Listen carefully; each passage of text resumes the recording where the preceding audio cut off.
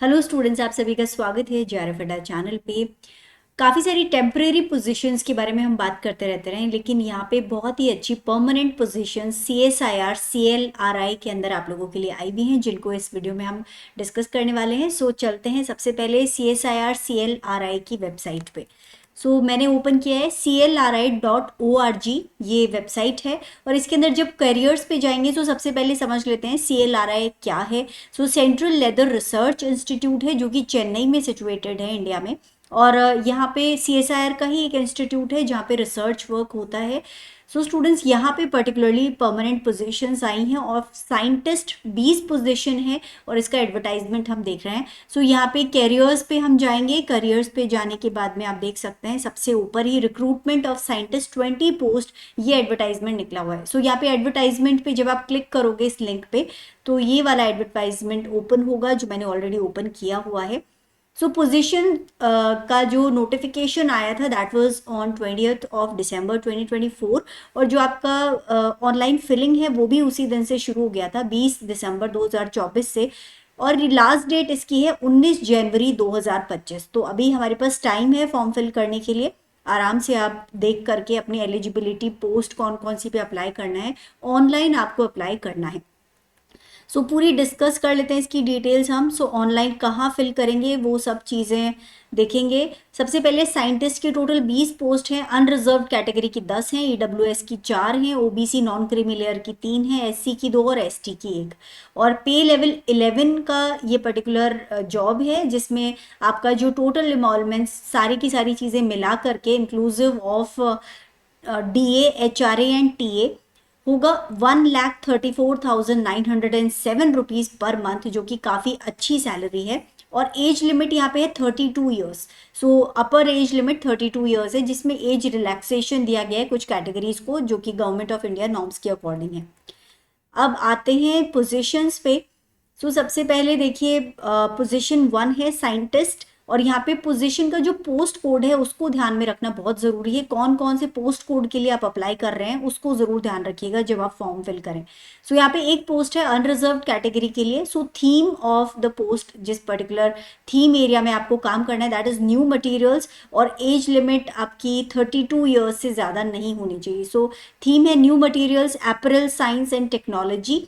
इसके अलावा essential qualification आपका जो मांगा गया है, ME और MTech और equivalent, integrated MTech dual degree BTech MTech in area of apparel technology, apparel design from recognised university. यहाँ पे कुछ डिजायरेबल क्वालिफिकेशंस भी हैं, अगर आपके पास ये भी हो तो अपने फॉर्म में ज़रूर फिल करिएगा, आपके सिलेक्शन में हेल्प करेगा। जॉब स्पेसिफिकेशन यहाँ पे हर एक पोस्ट के लिए दिया हुआ है, जिसको आप ध्यान से पढ़ सकते हैं जिस भी पोस्ट के लिए आप इंटरेस्टेड हैं।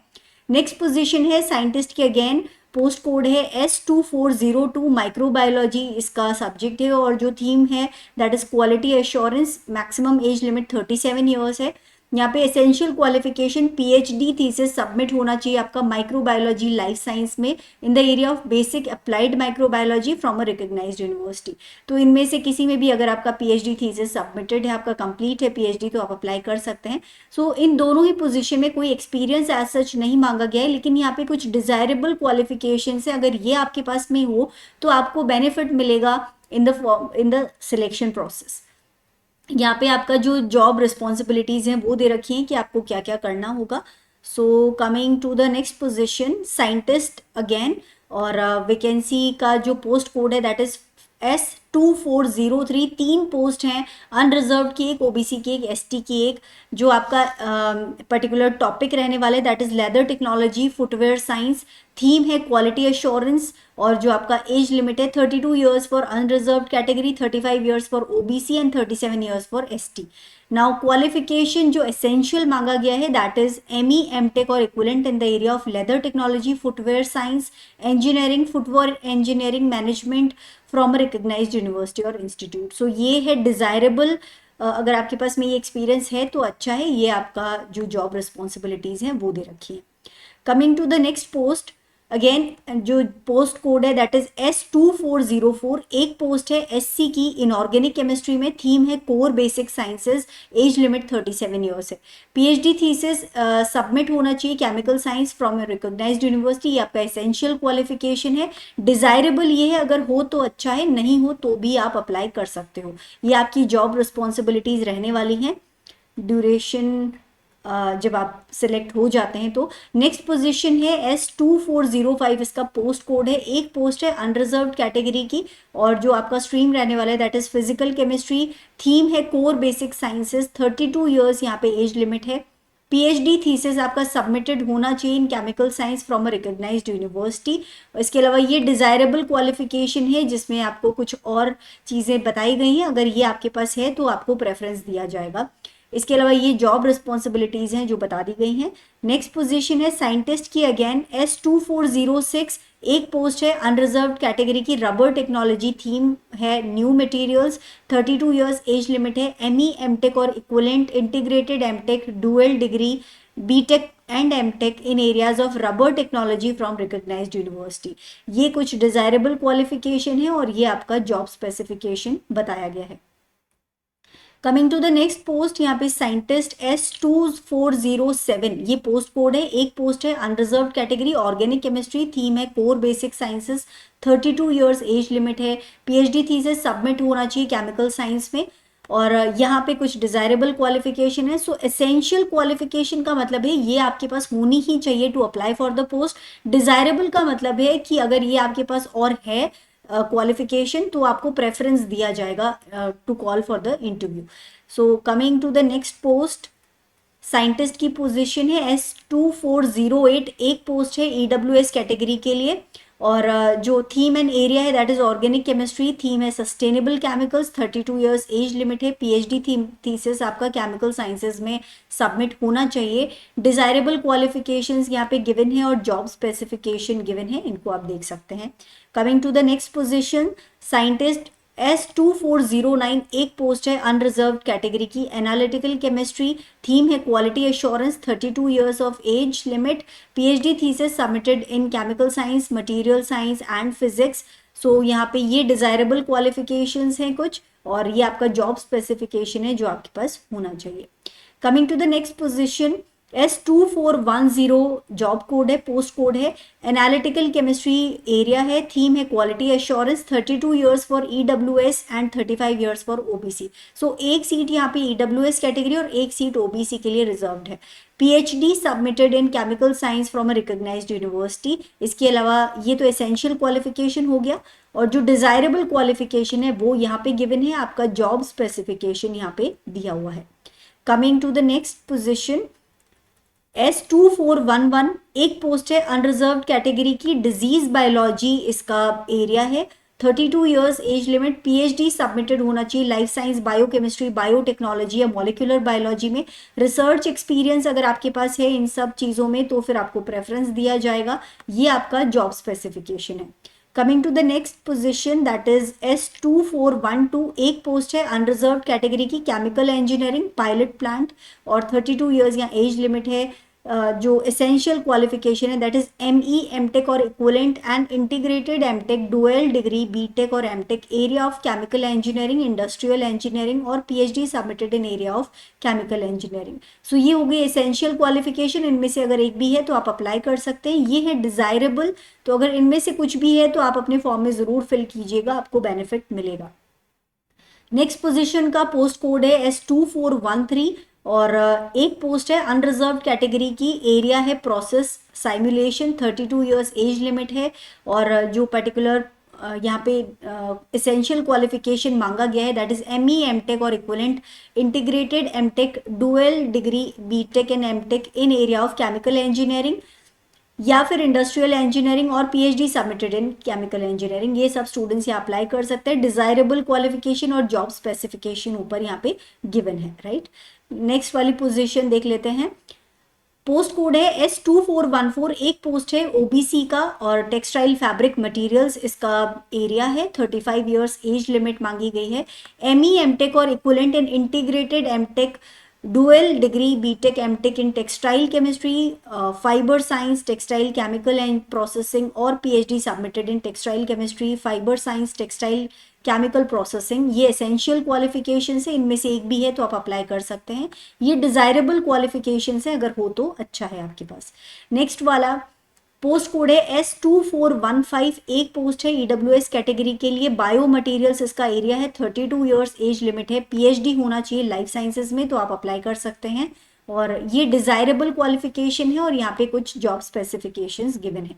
नेक्स्ट पोस्ट कोड है S2416, लेदर ऑक्सिलरीज आपका ये एरिया है, 32 ईयर्स एज लिमिट मांगी गई है, पीएचडी आपका केमिस्ट्री या फिर आपके पास में एमटेक एमई इक्विवेलेंट या integrated MTech, dual degree BTech और MTech in area of oil और ओलियो केमिकल्स होना चाहिए to apply for this post. These are the essential qualifications और यहाँ पे कुछ डिजायरेबल क्वालिफिकेशंस दिए हुए हैं यहाँ तक, सो ये आप देख सकते हैं।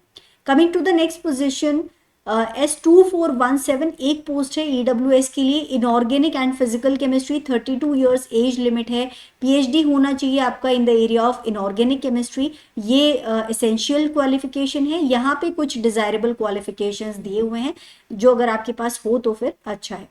अब आ जाते हैं आगे जनरल इंफॉर्मेशन एंड कंडीशंस। तो यहाँ पे आपको ये परमानेंट पोजीशन है सेंट्रल गवर्नमेंट की और यहाँ पे आपको सारे अलाउंसेस मिलेंगे जैसे कि DA, HRA, TA, in fact LTA जो आपको लीव ट्रैवल कंसेशन मिलता है, राइट। इसके अलावा चिल्ड्रन एजुकेशन आपकी कवर होगी, मेडिकल एक्सपेंसेस आपको मिलेंगे। सो ये सब चीज़ों के रियम्बर्समेंट्स भी आपको हो जाएंगे। सो यहाँ पे आप कंसल्टेंसी और स्पॉन्सर्ड R&D प्रोजेक्ट एक्टिविटी भी कर सकते हैं एज अ साइंटिस्ट। सो ये सब चीज़ें आपको फैसिलिटीज़ मिलने वाली हैं just like a government job, क्योंकि गवर्नमेंट जॉब ही है, right.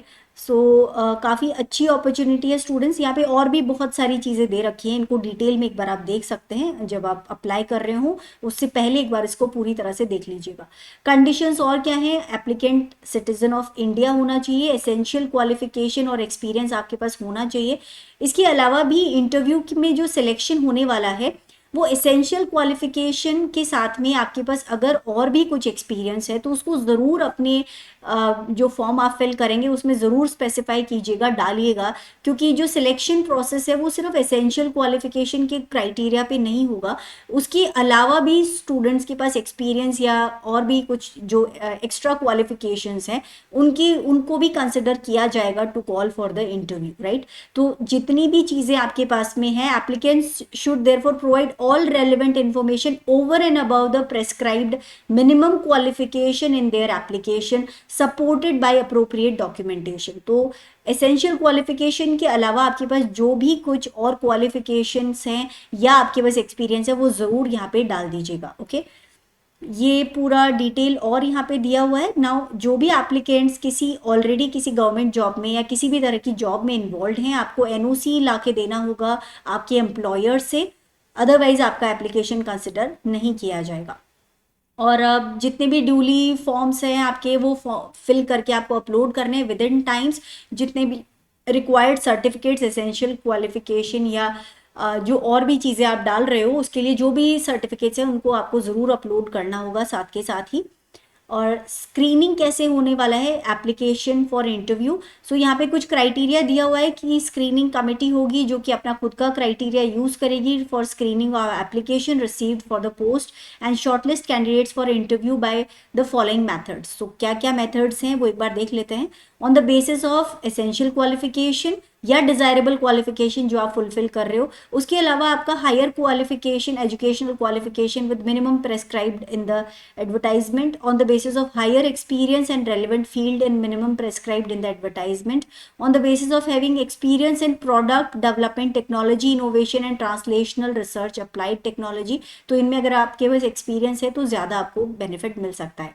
On the basis of result of a written test, तो अभी एज सच कोई रिटन टेस्ट होगा ये इंश्योर इन्होंने नहीं किया है, लेकिन अगर जनरली एप्लीकेशन ज़्यादा आ जाते हैं किसी पोस्ट के लिए तो उसमें रिटन टेस्ट कंडक्ट करवाने के चांसेस होते हैं। सो यहाँ पर बेसिकली स्क्रूटनी करेंगे और डायरेक्टली इंटरव्यू के लिए प्रोबेबली कॉल होगा अगर नंबर ऑफ फॉर्म्स फिल्ड बहुत ज़्यादा ना हुए तो। On the basis of research specialisation, आपका जो पीएचडी डिसिप्लिन है कौन सा आपका टॉपिक ऑफ रिसर्च है, आपके पब्लिकेशंस कितने हैं और आपके पीएचडी थीसिस, ये सब चीज़ें भी, ये क्राइटेरिया भी सिलेक्शन में यूज़ किया जाएगा on the basis of quality and quantity and authorship of scientific journal publications जो आपने पब्लिश किए हैं।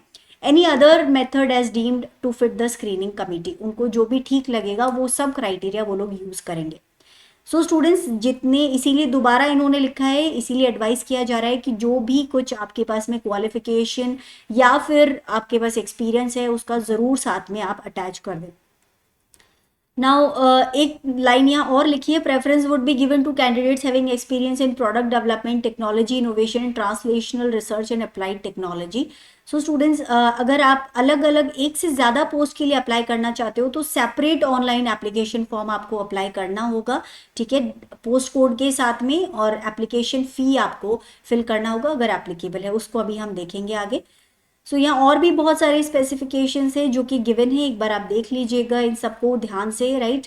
तो काफ़ी हद तक आपको समझ में आ जाएगा। और मोड ऑफ सिलेक्शन अभी अभी जो हमने डिस्कस किया इंटरव्यू के थ्रू होगा, किनको प्रेफरेंस दिया जाएगा या क्या क्राइटेरिया रहेगा वो ऊपर बता रखा है।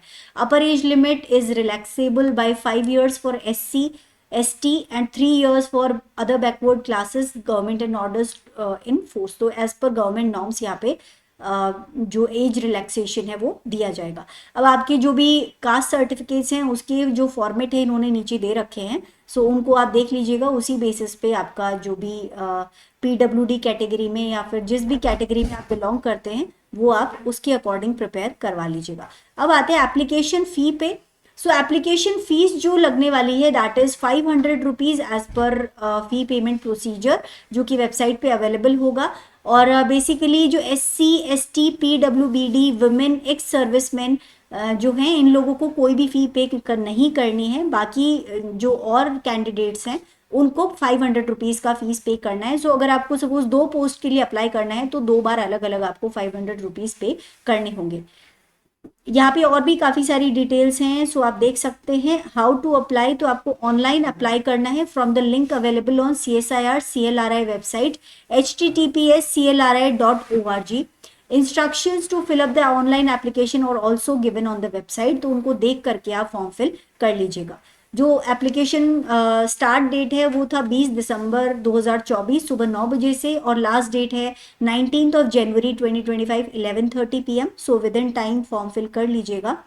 अब आते हैं आगे, कौन कौन सी चीज़ें आपको अपलोड करनी है, किस साइज़ का फ़ोटो होना चाहिए और क्या क्या रिक्वायरमेंट्स है, वो सब कुछ यहाँ पे दिया हुआ है। सो ध्यान से इसको पूरा पढ़ लीजिएगा। आपको अगर जॉब में है तो NOC चाहिएगा अपने एम्प्लॉयर से। इसके अलावा कौन कौन से डॉक्यूमेंट्स अपलोड करने होंगे वो पूरी लिस्ट यहाँ पे दी हुई है, तो ये पूरी लिस्ट आप देख लीजिएगा, अकॉर्डिंगली सारे डॉक्यूमेंट्स आपको लगाने हैं अपने फॉर्म के साथ में। अब आगे यहाँ पे इन्होंने जितने भी एनेक्चर्स हैं, जितने भी फॉर्म्स हैं, उन सब के फॉर्मेट दिए हुए हैं। इन फॉर्मेट्स के अकॉर्डिंग आप अपना जो भी सर्टिफिकेट है वो तैयार करवा लीजिएगा और अपलोड कर दीजिएगा। सो यहाँ पे जितनी भी कैटेगरीज हैं सबके लिए अलग अलग फॉर्मेट्स गिवन हैं। सो स्टूडेंट्स काफ़ी अच्छी अपॉर्चुनिटी है, अगर आप एसेंशियल क्वालिफिकेशन फुलफिल करते हैं और उससे ज़्यादा भी अगर आपके पास कुछ एक्सपीरियंस और क्वालिफिकेशन है तो डेफिनेटली इस पोजीशन के लिए आपको अप्लाई करना चाहिए। ऑल्दो पोस्ट कम है, 20 पोजीशंस है, लेकिन फिर भी काफ़ी अच्छी अपॉर्चुनिटी है जिसमें जॉब का जो सैलरी है वो भी स्केल काफ़ी अच्छा है, पोजीशन बहुत अच्छी है, साइंटिस्ट की पोजीशन है। सो ज़रूर अप्लाई कीजिएगा स्टूडेंट्स। इसके अलावा अगर आप लोग CSIR नेट दिसंबर 2024 की प्रिपरेशन कर रहे हैं तो आप हमें ज्वाइन कर सकते हैं JRF अड्डा की ऐप पे, जहां आपको टेस्ट सीरीज मिल जाएगी जिसमें 10 प्रैक्टिस टेस्ट मिलेंगे at an offer price of 699। So student JRF Adda की एप्लीकेशन को डाउनलोड कर लीजिए, वहाँ पे आपको टेस्ट सीरीज मिल जाएगी for your question practice as well as self evaluation कि आपका कितना प्रिपरेशन हो चुका है एग्जाम का। सो स्टूडेंट्स अगर वीडियो यूज़फुल लगा हो तो फिर ज़रूर इसको लाइक कीजिएगा, चैनल को सब्सक्राइब कीजिएगा, अपने फ्रेंड्स के साथ इस यूज़फुल इन्फॉर्मेशन को ज़रूर शेयर कीजिएगा।